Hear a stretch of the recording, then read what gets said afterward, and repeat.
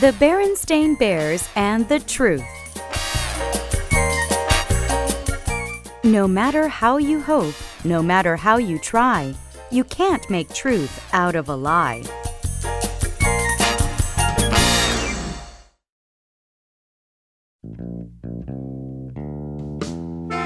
It was a lazy sort of day in Bear Country.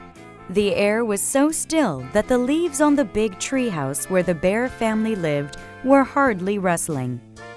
Except in the beehive, where the bees were always busy, nothing much seemed to be happening. It was the sort of day that sometimes leads to mischief. Inside the treehouse, Brother and Sister Bear were sitting around, not doing anything in particular. Brother was holding his soccer ball. He'd become interested in soccer and had been outside practicing free kicks. Sister was relaxing in an easy chair, thinking about what to do next. Neither Papa nor Mama Bear was around. Papa was in his shop working on some furniture, and Mama was out shopping.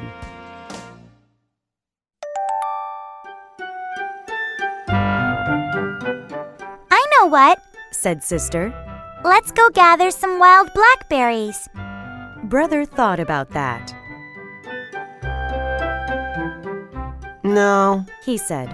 Wild blackberries have too many thorns, and besides, the seeds get stuck in your teeth. Well then, said Sister, let's go out and twist each other up on the swing and see who gets the dizziest.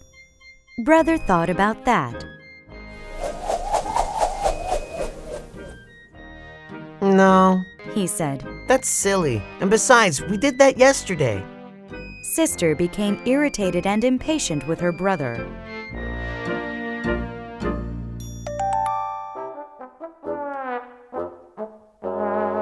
My goodness, she complained. You don't want to do anything. All you want to do is sit there and hug that soccer ball. I think you must be in love with that soccer ball. I am not, protested Brother. But I'll tell you something. I bet I can dribble this ball past you. Brother was a pretty good soccer player and a very good dribbler, but so was Sister. The only one who saw what happened next, besides the cubs, was a mockingbird who was perched on a twig outside an open window. Brother faced Sister. The ball was on the floor between them. First, Brother moved the ball with his right foot, then with his left, trying to trick Sister out of position. Then, quick as a flash, he gave the ball a sharp kick with his right.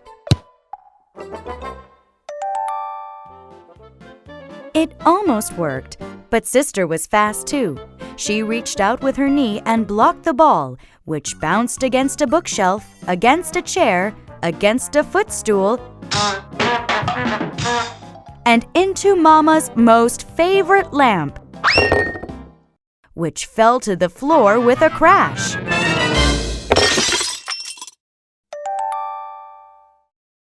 The mockingbird let out a screech and got out of there as fast as its wings could carry it.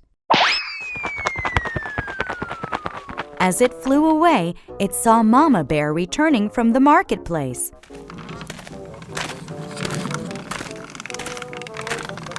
Now, the Bear family had some house rules just as any family has. One was no honey eating in bed. Another was no tracking mud on the clean floors. And another was no ball playing in the house.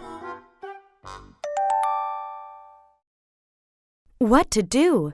Brother looked at Sister. Sister looked at Brother. They both looked at the broken lamp.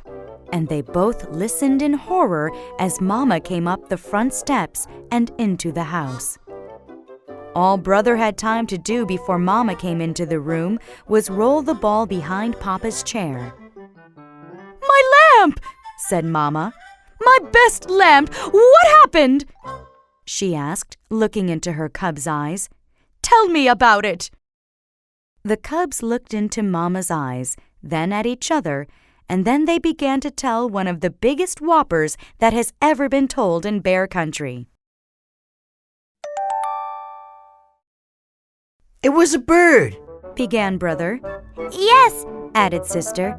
a big purple bird with yellow feet. and green wingtips. Added Brother. And funny-looking red feathers sticking out of its head, Said Sister as a finishing touch. As most lies do, the purple bird whopper got bigger and bigger and bigger. Yes! Continued the cubs. And it flew in that window, zoomed around the room, and knocked over the lamp.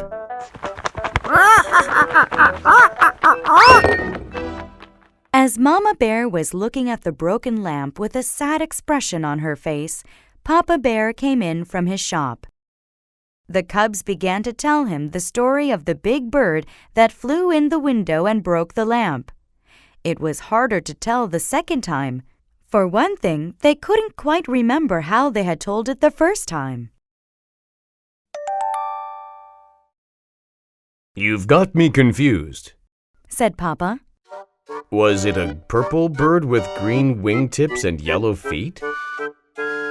Or a yellow bird with purple wingtips and green feet? Or was it a white bird with black spots? Like that soccer ball behind my easy chair?"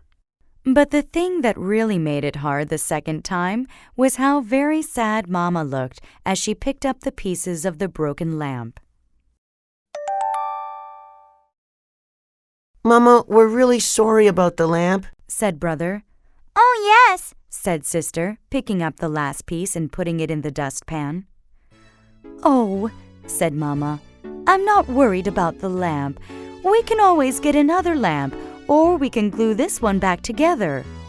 What I'm sad about is the thought that maybe, just maybe, my cubs, whom I've always trusted, aren't telling me the truth. And trust is not something you can put back together again. Both cubs started to talk at once. it wasn't a bird, Said Sister. it was a soccer ball. And it was all my fault. Shouted Brother. It was just as much my fault. Shouted Sister. But they were both shouted down by the phone, which rang loudly.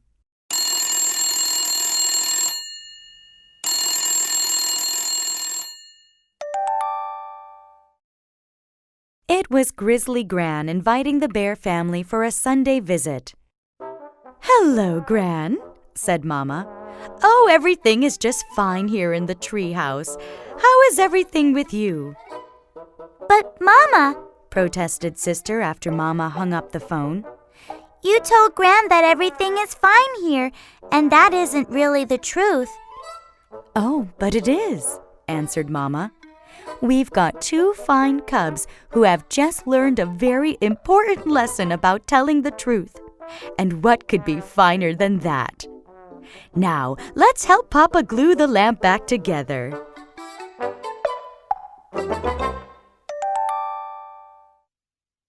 Nobody really expects cubs to be perfect, and from time to time, Brother and Sister Bear did forget the rules.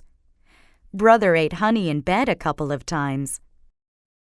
One time, Sister tracked a little mud on the clean floor. And once or twice, Brother and Sister started to play ball in the house before they remembered not to.